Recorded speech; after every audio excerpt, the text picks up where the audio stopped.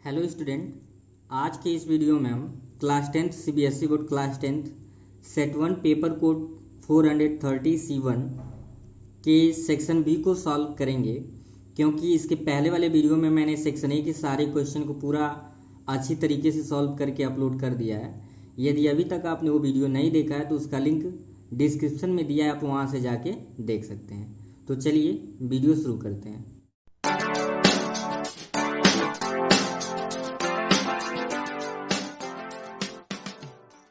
Section B का question number 21 था। It is given that HCF of 504 and 22,000 is equals to 8, then LCM of 504 and 2,200 is। ठीक है, तो simple सा question था ये।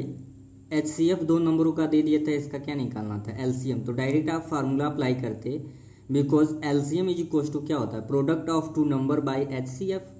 तो यही तो दो नंबर हैं, तो लिख देंगे 504 इंटू 2200 बाई 8 से ये डिविजिबल हो जाएगा 63 टाइम में, और 63 का 2200 में मल्टीप्लाई करेंगे तो 1,38,600 आपके क्वेश्चन नंबर 21 का आंसर हो जाएगा। ठीक है, अब देखते हैं क्वेश्चन नंबर 22। कह रहा है कि two concentric circles are radii 25 centimetre and 7 centimetre. Find the length of the chord of the larger circle that touch the smaller circle। तो यहाँ पे एक दिया हुआ कॉन्सेंट्रिक मतलब ऐसे दो सर्कल जिनका सेंटर एक हो। तो आप यहाँ पे देख सकते हैं, फिगर बनाया गया है, आप देख सकते हैं यहाँ पे दो सर्कल है, दोनों का सेंटर सेम है। कह रहा है कि एक कॉर्ड है जो स्मॉलर सर्कल को टच करते हुए जा रहा है, इसी को आपका क्या करना था, लेंथ फाइंड करना था। और ये कह रहा है कि जो बड़ा सर्कल उसका रेडियस 25 सेंटीमीटर और जो स्मॉलर सर्कल उसका रेडियस 7 सेंटीमीटर। तो आप फिगर देख सकते हैं, तो यही तो इसका रेडियस, ये यहाँ से लेके यहाँ तक देखते हैं, स्मॉलर सर्कल है, इसका रेडियस है 7 सेंटीमीटर, और ये जो लार्जर सर्कल है, तो चाहे ए से ओ को मिलाए चाहे ओ से बी, दोनों क्या होगा रेडियस। आप इस साइड में बना के सॉल्व कर सकते हैं, इस साइड में बना के सॉल्व कर सकते हैं। तो आप ध्यान से देखें, ये 90 डिग्री का एंगल यहाँ पे बनता है, क्योंकि कोई भी कॉर्ड होता है उसका रेडियस जो होता है उसको 2 इक्वल पार्ट में डिवाइड करता है। डिवाइड का मतलब होगा 90 डिग्री का एंगल। तो यहाँ पे पाइथागोरस थ्योरम अप्लाई कर लेंगे। अब ये 90 डिग्री के सामने है तो एच हो जाएगा, हाइपोटेनस हो जाएगा, यानी ओपी मान लेंगे यहाँ पे परपेंडिकुलर है जो कि 7 सेंटीमीटर है। ओए को मान लेंगे एच जो कि 25 सेंटीमीटर है। एम यानी ए मान लेंगे बेस, इसको मान लेंगे एक्स। आपको क्या करना है, फाइंड करना है।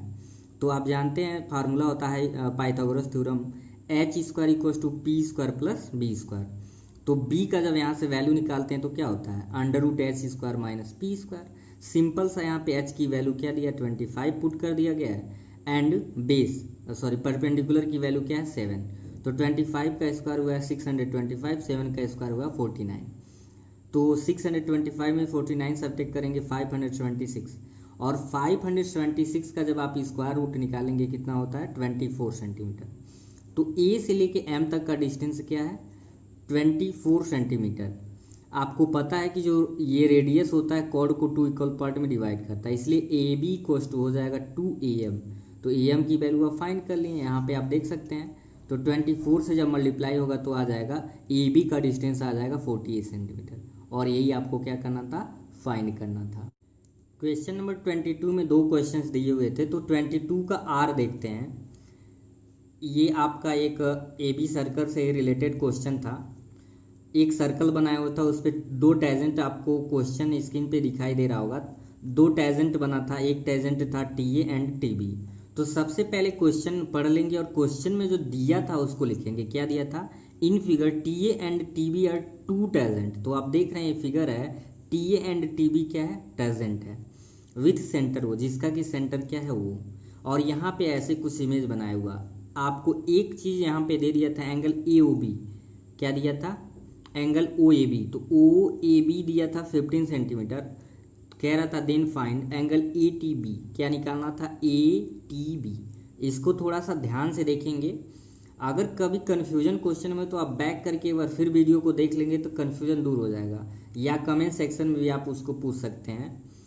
तो सिंपल एक यहाँ पे रूल अप्लाई करेंगे, बिकॉज आप जानते हैं ओ ए एंड ओ बी दोनों क्या है, रेडियस है, और अगर टू साइड इक्वल होते तो उनके सामने जो एंगल बनते हैं वो भी क्या हो जाते हैं, इक्वल। तो लिखेंगे because O A equal to O B equal to R, radius है तो इक्वल है, देयरफॉर इनके सामने जो एंगल बना angle O A B and angle O B A दोनों आपस में क्या होंगे, इक्वल होंगे। और आपको पता है कि ओ ए बी दे दिया है, इसलिए एंगल ओ बी ए क्या, ओ बी ए की वैल्यू भी क्या हो जाएगा, 15 डिग्री। फिर हम क्या लिखेंगे, in triangle O A B आप जानते हैं कि एक ट्राइंगल के इंटीरियर एंगल का सम कितना होता है, 180। तो वही रूल अप्लाई किया गया है, angle O A B O and O A B, यानी सबका जो सम होगा कितना होगा, 180। तो ध्यान दीजिए ओ ए बी आपको 15 डिग्री है, ओ और ओ बी ए भी कितना है, A O B and O B A दोनों सेम है 15 डिग्री, और बचा क्या प्लस ए ओ बी, तो ए ओ बी रहने देंगे। इन दोनों को ऐड करके 15 15 30 को ट्रांसफर करेंगे माइनस, तो 180 में 30 सब्ट्रैक्ट करेंगे तो आपका ए जो एंगल देख रहे हैं बी ओ ए कितना आ गया, 150 डिग्री। अब हम यूज क्या करने वाले हैं, अब जरा ध्यान देंगे यहाँ पे, अगर हम इन चारों पॉइंट्स को देखें कौन कौन, ए टी बी ओ, ये क्या बन रहा है, क्वाड्रिलेटरल बन रहा है, क्या बन रहा है, क्वाड्रिलेटरल। और क्वाड्रिलेटरल के जो इंटीरियर एंगल का सम होता है वो 360 होता है। तो क्या एंगल लिखेंगे, therefore angle A T B and angle T B O and angle plus angle B O A plus angle O A T, that is 360। यहाँ पे यही लिखा गया है, आप देख सकते हैं। तो ए टी बी हमको निकालना था, टी ओ बी आपको पता है कि टेजेंट जो होता है रेडियस से कितने डिग्री का एंगल बनाता है, 90। तो ये आपका ए और बी क्या होगा, दोनों A T A and T B tangent है, तो यहाँ और यहाँ पूरा ये एंगल कितने डिग्री का होगा, 90। यहाँ भी कितने का होगा, 90। तो वैल्यूज रखते गए हैं, टी ओ बी हो जाएगा 90 डिग्री, बी ओ ए आप और ऊपर निकाले हैं, चाहे आप बी ओ ए कहिए चाहे ए ओ बी, ये 150 है, प्लस ओ ए टी कितना है 19 इज इक्वल टू 360। तो जब सबको ऐड करके ट्रांसफर किएंगे, सबको ऐड करेंगे 360, प्लस है तो माइनस, 360 में 330 सब्ट्रैक्ट करेंगे तो एंगल ए टी बी क्या आ जाएगा, 13। यही आपको क्या करना था, फाइंड करना था। नेक्स्ट क्वेश्चन है आपका question number 23, if alpha and beta are zeros of the polynomials P X equal to 3x square minus 8x minus 3, find the value of alpha plus beta square minus 2 alpha beta. तो कैसे step by step देखते हैं इसको। सबसे पहले जो zero दिया था, जो पॉलिनोमियल दिया था लिख लिया गया है, 3x square minus 8x minus 3। एक क्वाड्रेटिक इक्वेशन के स्टैंडर्ड फॉर्म से कंपेयर करेंगे, a की वैल्यू 3, b की वैल्यू आ जाएगा माइनस एंड c की वैल्यू क्या हो जाएगा, माइनस 3। वी नो दैट चूंकि आप देख रहे हैं ये वैल्यू निकालना है तो इसमें आपको अल्फा प्लस बीटा चाहिए एंड अल्फा बीटा चाहिए, तो पहले वो निकाल लेंगे। हम जानते हैं कि alpha plus beta equal to क्या होता है, minus B by A, and alpha into beta का फार्मूला क्या होता है, सी बाई ए, इसलिए यहाँ पे लिखा गया वी नो दैट। तो माइनस तो पहले से है, वी की वैल्यू है माइनस है, तो माइनस 8 बाई ए की वैल्यू 3 लिख दिया गया, सी की वैल्यू है माइनस 3 बाई 3, तो माइनस माइनस प्लस तो हो गया 8 बाई 3, अल्फा प्लस बीटा क्या आ गया 8 by 3 and alpha into beta क्या आ गया -1। लिखेंगे so alpha plus beta square minus 2 alpha beta, तो अल्फा प्लस बीटा की वैल्यू है 8 बाई 3, स्क्वायर है तो स्क्वायर कर देंगे -2, अल्फा इंटू बीटा की है वैल्यू -1, तो 8 बाई 3 का स्क्वायर करेंगे तो ये हो जाएगा 8 का स्क्वायर 64, 3 का स्क्वायर 9 एंड -2 का 1 में करेंगे तो +2, 9 और 1 का एलसीएम लेंगे 9, ये हो जाएगा 64, 9 2 जा क्या हो जाएगा 18, दोनों को ऐड करेंगे आ जाएगा 82/9, यानी 23 क्वेश्चन नंबर 23 का आंसर क्या आएगा आपका 82/9। नेक्स्ट क्वेश्चन आपका जो है वो है क्वेश्चन नंबर 24। 24 क्या कह रहा था, how many 2 digits number are divisible by 7। तो बहुत लोग इस क्वेश्चन में गलती ये करते हैं कि 7 से स्टार्ट करते हैं, लेकिन यहाँ पे ध्यान देना है कि ये कह रहा है कि 2 डिजिट नंबर जो 7 से डिविजिबल हो, तो कहाँ होगा, पहला 2 डिजिट का नंबर जो 7 से डिविजिबल हो क्या होगा 14, फिर ऐड करेंगे 7 तो 21, ऐसे 2 डिजिट का लास्ट नंबर जो होगा जो 7 से डिविजिबल होगा वो क्या होगा 98। तो लेट कर लेंगे, आपको पता है एपी में जो ए होता है उसे हम बोलते हैं फर्स्ट टर्म, और फर्स्ट टर्म क्या है इस एपी का 14। डी तो पता है ये 7 से डिविजिबल, दैट इज डी की वैल्यू 7 एन आपको निकालना है कि कितने होंगे ऐसे नंबर, ए एन कहिए एल कहिए, ये क्या है लास्ट टर्म आपको दिया हुआ है 98। तो यहाँ पे फिर वही हम लिखेंगे, वी नो दैट, एक फार्मूला यूज करेंगे। फार्मूला क्या है, A N is equal to A plus N minus 1 into D. A N का ये क्या है फार्मूला, वैल्यूज पुट करते जाइए। ए एन की वैल्यू है 98, A first term that is 14, N आपको फाइंड करना है एन माइनस 1, डी की वैल्यू 7। तो 14 यहाँ पे लिख दिया गया, 7 में एन का मल्टीप्लाई करेंगे 7n, 7 का 1 में करेंगे -7। तो ये ध्यान दीजिए क्या हुआ, 14 और में से जब -7 सब्ट्रैक्ट करेंगे तो क्या बचेगा, 7 + 7n, एंड 98 को ऐसे लिखा गया है। तो 7n को ऐसे लिख दिया गया है और ये प्लस से ट्रांसफर हुआ -7, 98 में सब्ट्रैक्ट हुआ 91, 7 से जब डिवाइड किया गया एन की वैल्यू क्या आ गया 13। ऐसे कितने 2 डिजिट के नंबर जो 7 से डिविजिबल हैं, तो वो है 13।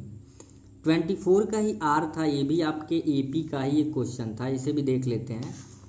ये क्वेश्चन आपका कुछ ऐसे था, find the sum of the first 50 natural number. बहुत सिंपल था, आई होप आप सभी लोगों ने सही सही करके आया हो, या जो अगले एग्जाम की तैयारी के लिए देख लो रहे हो उनके लिए बहुत इंपॉर्टेंट है।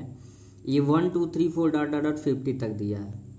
तो ए की वैल्यू क्या ले लेंगे 1, ए होता है फर्स्ट टर्म, डी कहाँ से निकालते हैं A2 - A1, ये तो सिंपल सा लॉजिक है। तो 2 में से 1 को सब्ट्रैक्ट करेंगे, डी की वैल्यू 1, एन दिया है फर्स्ट 50 नेचुरल नंबर यानी 50, ऐसे निकालना है, यानी इनका सम क्या होगा वो निकालना है। तो एल होता है लास्ट टर्म तो 50 ही होगा। देयरफॉर फार्मूला जब लास्ट टर्म देता है तो ये यूज कर लेते हैं, S N equals to n/2 A plus L, N की वैल्यू 50/2, 2 फार्मूले से है, ए की वैल्यू 1, एल की वैल्यू क्या है 50।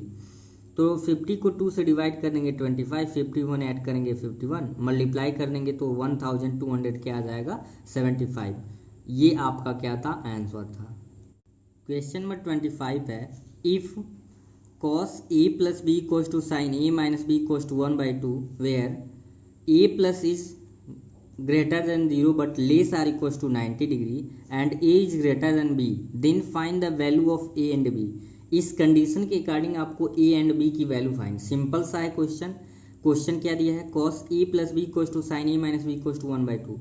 इसका मतलब क्या हुआ कि cos a plus b 1/2 के इक्वल भी होगा और ये भी sin a minus b किसके इक्वल होगा 1/2। तो यही यहाँ पे ये स्टेप लिख लिया गया, ठीक है। cos a plus b equals to 1/2 and sin a minus b equals to 1/2। Left hand side को सेम लिखा गया है। आपको बताना है कि cos में 1/2 किसकी वैल्यू होती है 60 की। तो cos से cos cancel, a plus B equals to आ गया 60 डिग्री, इसे मान लेंगे इक्वेशन फर्स्ट। सेम इसको भी सॉल्व करेंगे, लेफ्ट हैंड साइड को रहने देंगे। 1/2 साइन में किसकी वैल्यू होती है sin 30, तो साइन से sine cancel, a minus B equals to क्या आ जाएगा 30 डिग्री। अब सिंपली इक्वेशन फर्स्ट और इक्वेशन सेकंड को किसी भी मेथड से सॉल्व करेंगे। अगर इक्वेशन फर्स्ट सेकंड ऐड करेंगे तो ये प्लस है माइनस है, बी से B cancel, a and a 2a equals to 90, यानी a की वैल्यू आ जाएगा 45 डिग्री और फिर b की वैल्यू क्या आ जाएगा 15 डिग्री। ये सिंपल सा एक आपका क्वेश्चन था। तो वीडियो अगर पसंद आया हो तो लाइक ज़रूर करें। क्वेश्चन नंबर 26 जो कि सेक्शन बी का लास्ट क्वेश्चन है। इस क्वेश्चन में कह रहा था कि एक कोन है जिसकी हाइट था 24 सेंटीमीटर एंड बेस रेडियस कितना दिया हुआ है 6 सेंटीमीटर। इसको बाद में एक लड़के ने क्या बना दिया स्फेयर। तो इस स्फेयर का आपको बताना था रेडियस क्या होगा। तो सिंपल सी बात है, इसी को तो मेल्ट करके क्या बनाएगा स्फेयर। तो वैल्यूम ऑफ जो कोन होगा वही वैल्यूम ऑफ क्या होगा स्फेयर। वही कंडीशन अप्लाई यहाँ पे हुआ है, volume of sphere equals to volume of cone. Formula क्या होता है 4/3 पाई आर क्यूब होता है स्फेयर का वैल्यूम, और कोन का क्या होता है 1/3 पाई आर स्क्वायर है। तो 3 से ये 3 कैंसिल, पाई से पाई कैंसिल, चूँकि ये आपका कैपिटल आर ले लिया गया स्फेयर का और इसमें क्या लिया गया स्मॉल आर। ये नहीं कि यहाँ पे स्मॉल आर लिख के और आर स्क्वायर से यहाँ पे आर क्यूब को क्या करें कैंसल आउट कर दें और आर बचाएं, ये गलत हो जाएगा। तो यहाँ पे बचा आपका 4r3, यहाँ पे क्या बचा आर स्क्वायर एच। आर की वैल्यू क्या है 6 सेंटीमीटर, तो यहाँ पे रख दिया गया स्क्वायर है तो स्क्वायर। एच की वैल्यू था 24 सेंटीमीटर। 4 से जब 24 को कैंसल आउट करेंगे तो 4 6 24। अब ध्यान दीजिए दो काम एक साथ किया गया है। क्यूब को ट्रांसफर कर देंगे तो ये हो जाएगा cube root of under root में मतलब क्यूब रूट ऑफ 6 का स्क्वायर एंड यहाँ पे 6, तो 6 स्क्वायर एंड 6, तो ये क्या हो जाएगा 6 × 6 × 6, तो क्यूब रूट का मतलब होता है 3 का पेयर बनाना। तो आर की वैल्यू आपका क्या आ गया, थोड़ा सा मिस्टेक हो गया था, आर की वैल्यू यहाँ पे आ गया 6 सेंटीमीटर।